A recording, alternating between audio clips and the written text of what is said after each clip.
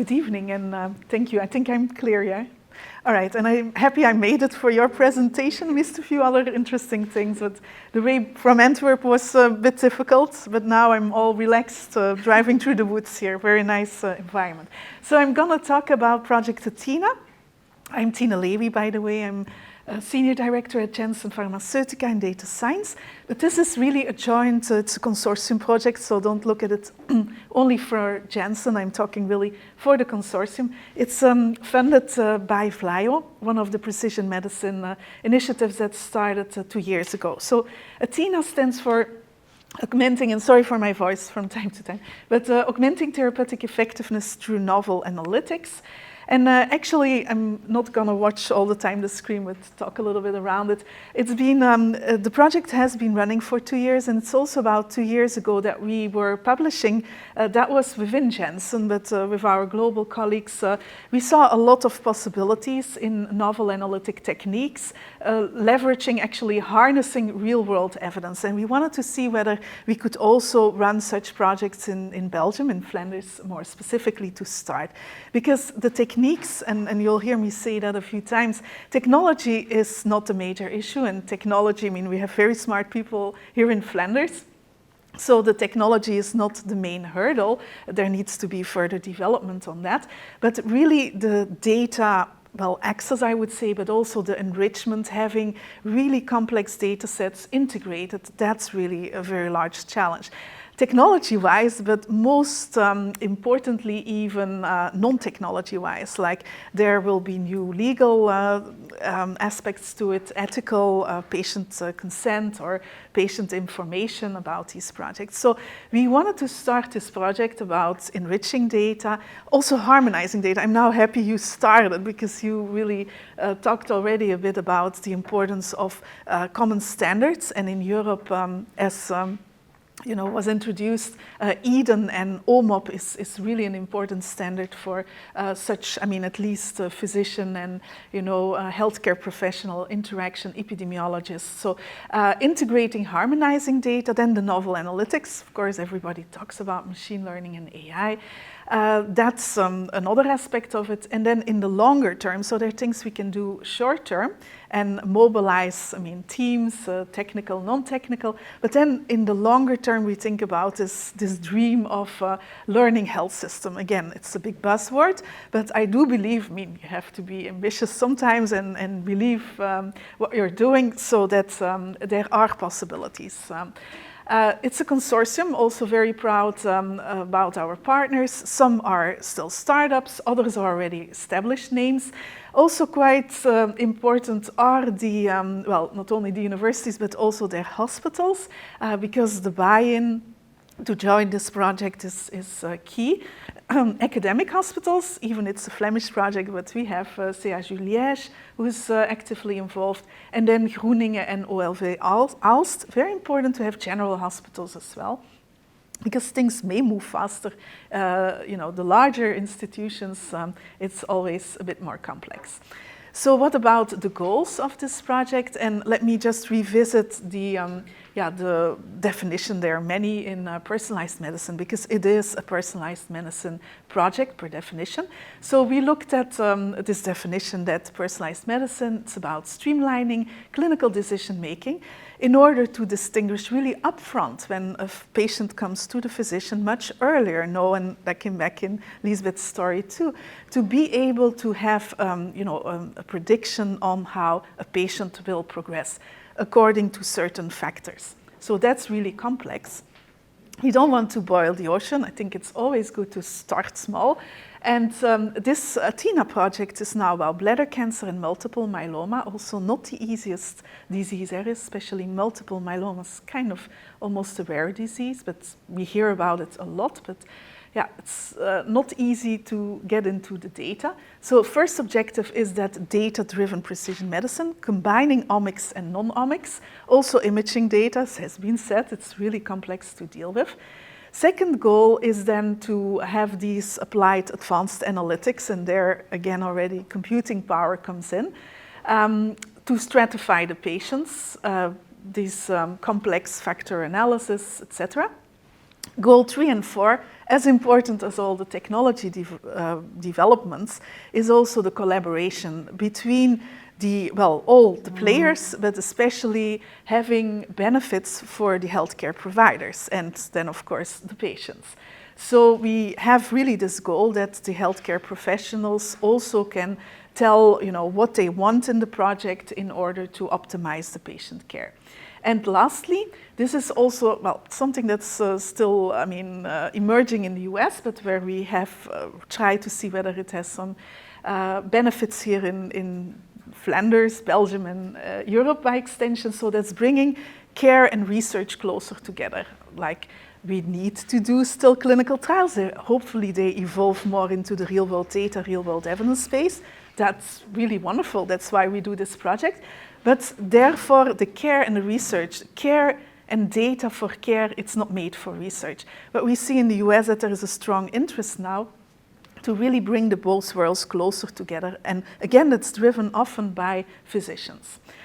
Not repeating, but I could say it 10 times. It's not only the technology, actually as important or more important are the legal aspects, the ethics, because if you can't get through these, there is nothing to be scaled later on. We're now, gathering so much data. We haven't even talked about remote monitoring, but I hear there is going to be lots of activities here in the area, also very promising. Must say, this project is not going so much into remote monitoring, but could be expanded in that field. So all these data, we really are ushered in a new age, and it should be really personalized healthcare, also for us and the next generation, to have better, outcomes and restore health. The whole ambition around more healthcare than sick care.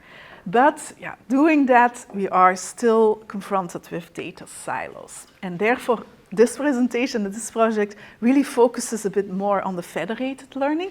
I'll not go deep technical. I have a colleague there who will come in a few minutes to also put the context of more technical and the more high-performance computing use. But federated learning, in essence, the key principle says really that the data has to stay in, let's say, a hospital or where the data is owned.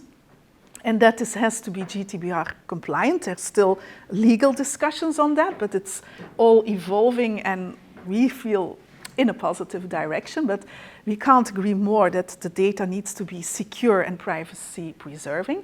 So when we then keep the data there, then it's very important if we want to do advanced analytics or let's say machine learning, that we have models and the information about the models can be shared across hospitals. So the data stays where it is, but information about the models needs to be shared. So that's a prerequisite. I'm going to give two examples about types of federated learning, but before we do that, what is another prerequisite? So first, a hospital that joins, and you've seen a few names of hospitals that are in the process for bladder cancer and multiple myeloma, or I should say bladder cancer or multiple myeloma, preparing first their data. So it really takes a commitment, and I'm not going to underestimate it. It's true that there is like the physicians talking to statisticians or data scientists, but also another partner is the IT, because the data needs to be provided in formats, and so it's really so complex a project.